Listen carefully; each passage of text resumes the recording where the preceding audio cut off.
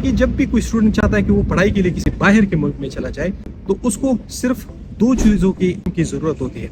Number first कि उस country का वीज़ा प्रोसेस एंटायरली क्या है, नंबर सेकंड इस पे टोटल कॉस्ट कितना आएगा। ये दो चीज़ें जानने के लिए वो डिफरेंट कंसल्टेंट्स के पास जाता है। वो कंसल्टेंट्स ज़्यादातर कोशिश करते हैं कि उसको कम प्राइस बताए ताकि वो उनके साथ वीज़ा प्रोसेस करे। ऑथेंटिक कोई नहीं बताता। लेकिन आज की वीडियो में आप लोगों के लिए मैं ये दोनों आंसर्स लेके आया हूँ। इस वीडियो में हम latest step by step process के बारे में भी पढ़ेंगे और इसके साथ साथ हर एक स्टेप पे कितना कॉस्ट आएगा, ना सिर्फ पाउंड में बल्कि इंडियन रुपीस और पाकिस्तानी रुपीस के जो लेटेस्ट कन्वर्जन रेट्स है वो भी मैं आप लोगों के साथ आज शेयर करूंगा, ताकि आपको पूरा प्रोसेस ना सिर्फ उसका पता हो बल्कि इंटायर प्रोसेस पे कितना खर्चा आता है, ताकि आप उस हिसाब से फिर अपने लिए यूके आने का बंदोबस्त करें। तो मैं हूं असद खान और चलिए वीडियो स्टार्ट करते हैं। देखिए स्टेप 1 क्या होता है, वेरी सिंपल। आपने जिस यूनिवर्सिटी में जाना है और जिस डिजायर्ड कोर्स में जाना है, आपने यूनिवर्सिटी की वेबसाइट पे जाना है, उस डिजायर्ड कोर्स पे क्लिक करना है और जो भी आपको रिक्वायर्ड डॉक्यूमेंट्स है वो डॉक्यूमेंट्स जो आपके एकेडमिक डॉक्यूमेंट्स है वो आपके पास रेडी होने चाहिए। मैट्रिक, एफएससी की डीएमसी और सर्टिफिकेट्स, और इसके अलावा अगर आपने मास्टर्स के लिए अप्लाई करना है तो बैचलर्स का ट्रांसक्रिप्ट है और डिग्री वो चाहिए होती है। इसमें अटेस्टेशन की कोई जरूरत नहीं होती जिस तरह बाकी कंट्रीज में होता है। इसके साथ साथ आपको 2 लेटर ऑफ रिकमेंडेशन चाहिए होते हैं। दोनों आप यूनिवर्सिटी की किसी प्रोफेसर से ले सकते हैं। मैं आपको रिकमेंड करूंगा कि कोई पीएचडी प्रोफेसर से ले ले। इसके अलावा जो एक रेफरेंस लेटर आप यूनिवर्सिटी से ले सकते हैं। अगर आप जॉब करते हैं तो अपने एम्प्लॉयर से भी एक लेटर ले सकते हैं। इसके साथ साथ आपको चाहिए होगा स्टेटमेंट ऑफ पर्पस यानी एसओपी, जिसमें आप एक्सप्लेन करते हैं कि आप स्टडी के लिए क्यों जाना चाहते हैं, फ्यूचर गोल प्लान्स है वो क्या है और किस तरह से ये कोर्स आपको फ्यूचर गोल्स हासिल करने में हेल्प कर सकता है। एकोमोडेशन क्राइसिस इंटरनेशनल स्टूडेंट्स के लिए एक बहुत बड़ी प्रॉब्लम है। यहाँ पे आपके काम आती है आम्बा स्टूडेंट एकोमोडेशन, जो कि दुनिया के 800 से भी ज़्यादा शहरों में अवेलेबल है। इनकी एकोमोडेशंस चीपेस्ट होती है, यूनिवर्सिटी के करीब होती है और इनकी फैसिलिटीज़ वर्ल्ड क्लास होती है। प्लीज़ आप नीचे डिस्क्रिप्शन में जाके लिंक से आम्बा स्टूडेंट एकोमोडेशन डाउनलोड कर सकते हैं, जो कि आपकी लाइफ यहाँ पे बहुत ही ईजी और आपकी ट्रांजिशन स्मूथ बनाती है। जब आप ऑनलाइन अप्लाई कर लेते हैं, आपने सारे डॉक्यूमेंट्स सबमिट कर लिए, आपने एसओपी सबमिट कर लिया, तो कुछ ही दिनों में आपको ऑफर लेटर आ जाएगा। उस ऑफर लेटर में आपको कंडीशंस दी गई हुए जिसे कंडीशन ऑफर लेटर कहते हैं। जैसे उसमें 2 चीजें हो सकती है प्रॉबेबली। नंबर फर्स्ट, आपने कुछ इनिशियल डिपॉजिट जिसे कहते हैं कुछ अमाउंट ऑफ फीस पे करनी होती है। नॉर्मली ये 50% ऑफ योर टोटल फीस होती है। फॉर एग्जांपल अगर आपकी कोई फीस 14,000 पाउंड है तो आपने 7,000 पाउंड देने होते हैं। इसके अलावा लैंग्वेज की कंडीशन होती है, डिपेंड करता है कि आपने किस यूनिवर्सिटी में अप्लाई किया हुआ है। अगर आपने ऐसी यूनिवर्सिटी में अप्लाई किया हुआ है जो कि आइल्स मांगती है तो आपको आइल्स देना होता है, और इसके साथ साथ कोई और लैंग्वेज प्रोग्राम जो भी हो जो रिक्वायर्ड है या आपने किया है वो आप इनके साथ सबमिट करेंगे कंडीशन ऑफर लेटर में। और कुछ यूनिवर्सिटीज क्रेडिबिलिटी इंटरव्यू लेती है, आप इंटरव्यू की प्रिपरेशन करेंगे, आपका इंटरव्यू आ जाएगा। तो जब ये सारी चीजें आप पास कर लेंगे उसके बाद आपका आ जाएगा कंडीशनल ऑफर लेटर। अब यहाँ पे टोटल कॉस्ट कितनी आएगी, तो सबसे पहले जो बात आती है वो है आपकी इनिशियल डिपॉजिट की। इनिशियल डिपॉजिट हम कंसिडर करते हैं कि आपकी यूनिवर्सिटी की फीस 14,000 पाउंड है। नॉर्मली इसी रेंज में होती है, 14,000 से या तो 1,500 कम होती है या ज़्यादा होती है। इसी रेंज में यूनिवर्सिटी फीस होती है। आफ्टर स्कॉलरशिप की मैं बात कर रहा हूँ, क्योंकि हर एक यूनिवर्सिटी आपको इनिशियल पार्शियल स्कॉलरशिप 1,000 पाउंड से लेके 2-3,000 पाउंड तक प्रोवाइड करती है। तो अगर सपोज 14,000 पाउंड है तो ये टोटल इंडियन रुपीज़ में 15,54,000 आती है, जबकि पाकिस्तानी रुपीज़ में 51,38,000 रुपये आते हैं। लेकिन आपने इसका 50% पे करना है, तो इसका 50% यानी 7,000 पाउंड इंडियन रुपीज़ में आता है 7,77,000 रुपये, और पाकिस्तानी रुपीज़ में यह आता है 25,69,000 रुपये। तो ये आपकी सिर्फ इनिशियल फीस हो गई। इसके अलावा अगर आपने आइल्स देना होता है तो ये 190 पाउंड फीस होता है, जो कि इंडियन रुपीज़ में 21,090 रुपीज़ बनते हैं, और जबकि पाकिस्तानी रुपीज़ में ये 69,730 रुपीज़ बनते हैं। जब आपने इंटरव्यू पास किया तो इसके बाद आपका कैश लेटर आता है। कैश लेटर यानी certificate of acceptance for studies, यानी आपको स्टडीज के लिए एक्सेप्ट कर दिया गया है। ये कैश लेटर अगर आपको आ जाए तो समझ ले कि आपका 99% वीज़ा लगा है, क्योंकि इसके बाद सिर्फ आपका बैंक स्टेटमेंट जो है वो मायने रखता है। अगर वो जेन्युइन है और ओरिजिनल है तो यूके का वीज़ा सक्सेस रेशियो जो है वो 100% है। जब आपका ऑफर लेटर आने लगता है तो उसी के साथ साथ आप बैंक स्टेटमेंट मेंटेन रखते हैं। बैंक स्टेटमेंट जो है वो 28 डेज मेच्योर होनी होती है जब आप कैश लेटर के लिए अप्लाई करते हैं, और वीज़ा के लिए भी 28 डेज मेच्योरिटी की रिक्वायरमेंट है। तो बैंक स्टेटमेंट कैसे कैलकुलेट होता है, वेरी सिंपल। आपको क्या करना होता है, जो आपकी रिमेनिंग फीस है वो और उसके साथ आप ऐड करेंगे आपके यहाँ पे जो 9 मंथ के एक्सपेंसेस हो गए। हम लंदन को लेके चलते हैं, लंदन का पर मंथ का एक्सपेंस जो है वो है 1,334 पाउंड्स। अगर हम ये 9 मंथ में मल्टीप्लाई करेंगे तो ये टोटल बन जाते हैं 12,006 पाउंड। 12,000 पाउंड तकरीबन बन जाते हैं टोटल। ये 12,000 जो है ये 9 मंथ यहाँ के एक्सपेंसेस, और हमारी कितनी रिमेनिंग फीस रहती है 7,000 पाउंड। तो ये जब आप ऐड करते हैं तो इससे बन जाते हैं 19,006 पाउंड। अब ये इंडियन रुपीज में बैंक स्टेटमेंट आपकी बन गई 21,04,000 रुपए, जबकि पाकिस्तानी रुपीज में ये बन गए 70 लाख रुपए।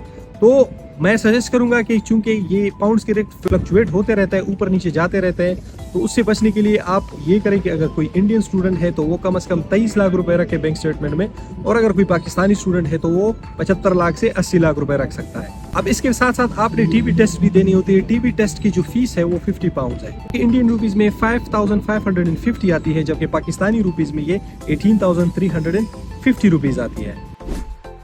अब ये सारी चीजें हो गई। अब हम अप्लाई करेंगे वीजा के लिए। आपका कैश लेटर जब आ गया, उसके साथ आप बायोमेट्रिक अपॉइंटमेंट के लिए अप्लाई करते हैं ऑनलाइन। आप वीजा एप्लीकेशन देते हैं, वीजा एप्लीकेशन फिल करते हैं। बहुत ही सिंपल होता है। जो डिटेल्स होती है वो आप मेक श्योर करें कि करेक्ट वो कर ले। अगर आपने कंसल्टेंट के थ्रू करना है तो उनके साथ बैठ के फिल करें ताकि उसमें कोई मिस्टेक ना हो। अगर आपका इससे पहले कोई वीजा रिजेक्ट हुआ है तो मस्ट मेंशन करें, क्योंकि ये बाद में आपको बहुत ज्यादा प्रॉब्लम क्रिएट कर सकता है और आपका वीजा डायरेक्ट नहीं लगेगा, आपको या तो रिजेक्ट करेगा या इंटरव्यू के लिए बुलाएगा। तो इंटरव्यू से बचने के लिए भी ये है कि आपकी जो वीजा एप्लीकेशन है वो स्मूथ होना चाहिए और ऑनेस्ट होना चाहिए।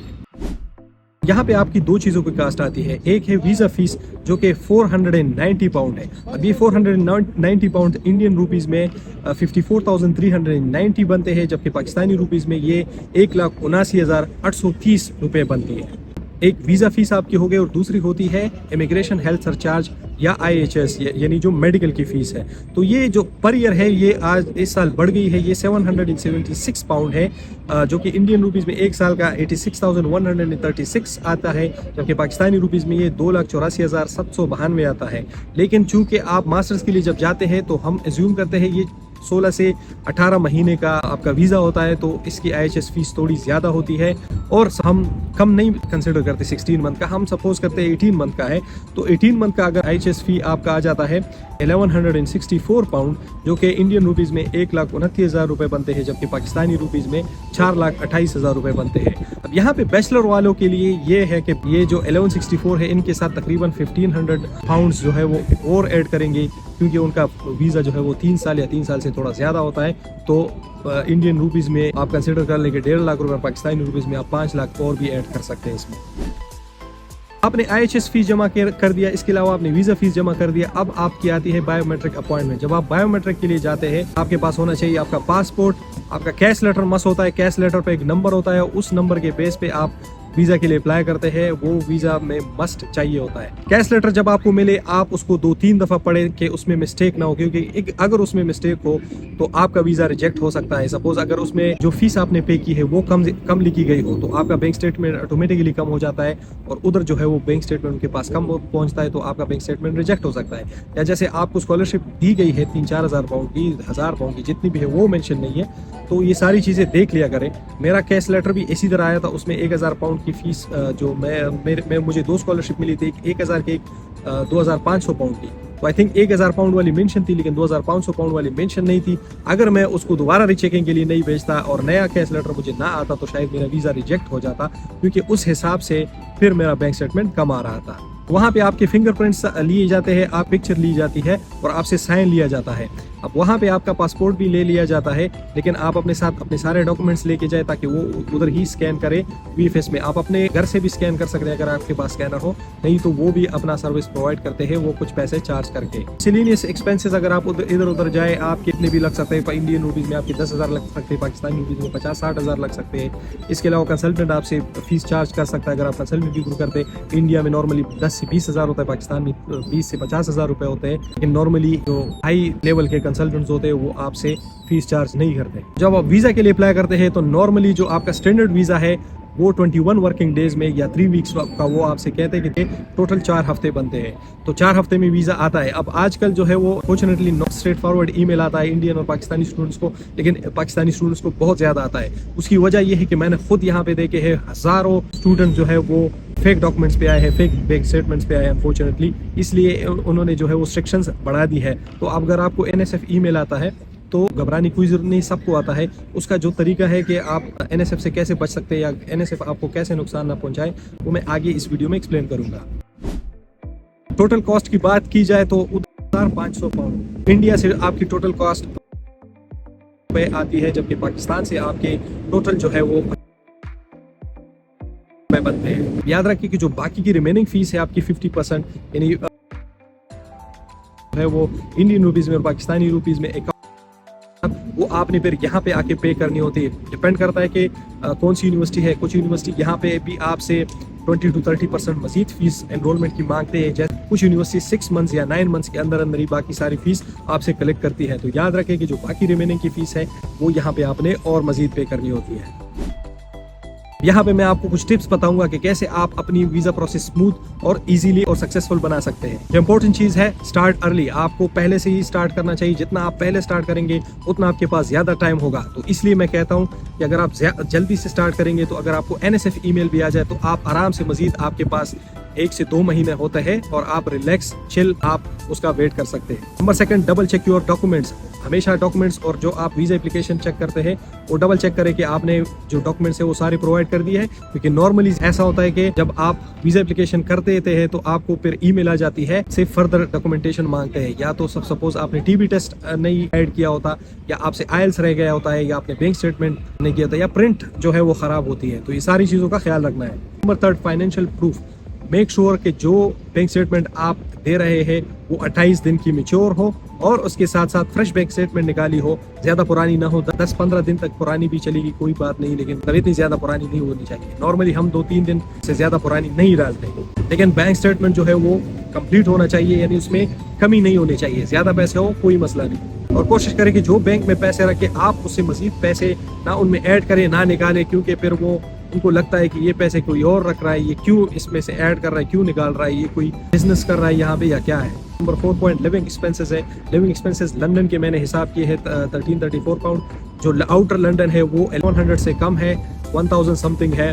तो वो आप डबल चेक कर लें और इस हिसाब से फिर आप अपनी बैंक स्टेटमेंट कैलकुलेट कर सकते हैं। लेकिन मैंने जो है वो लंदन की कैलकुलेट की, क्योंकि ज़्यादातर लोग लंदन में आते हैं और लंदन ये है कि इवन अगर आप आउटसाइड लंदन आते हैं तो आपकी जो बैंक स्टेटमेंट है वो ऑटोमेटिकली जो लोएस्ट लिमिट है उससे ज़्यादा हो जाती है, तो आपको एक एडवांटेज होता है। अभी पूरा प्रोसेस कैसा होता है ये तो मुझे पता था, लेकिन इसकी जो कॉस्ट है उसको इंडियन रुपीज़ और पाकिस्तानी रुपीज़ में कन्वर्ट करने के लिए मुझे बहुत सारी कैलकुलेशन करनी पड़ी, बहुत ज़्यादा कैलकुलेटर यूज़ करना पड़ा। तो इसलिए अब मेरा हक बनता है आप पे कि आप इस वीडियो को लाइक करें, चैनल को ज़रूर सब्सक्राइब करें, बेल आइकन प्रेस करें, ताकि कोई भी लेटेस्ट अपडेट हो वो मैं आगे आप लोग के साथ शेयर करूं। जो भी UK आना चाहता है या जिन आपके दोस्तों को पता नहीं कि प्रोसेस क्या है और कितने कॉस्ट आता है, उनको आप ये वीडियो सेंड करें और कोई भी क्वेश्चन हो आप कमेंट करें, मैं हर कमेंट का ज़रूर जवाब देता हूँ। अम्बर स्टूडेंट का लिंक डिस्क्रिप्शन में है, आप वहां से जाके अपनी अकोमोडेशन बुक कर सकते हैं और अपनी ज़िंदगी यहाँ पे आसान बना सकते हैं। I will see in the next video. अल्लाह हाफिज़।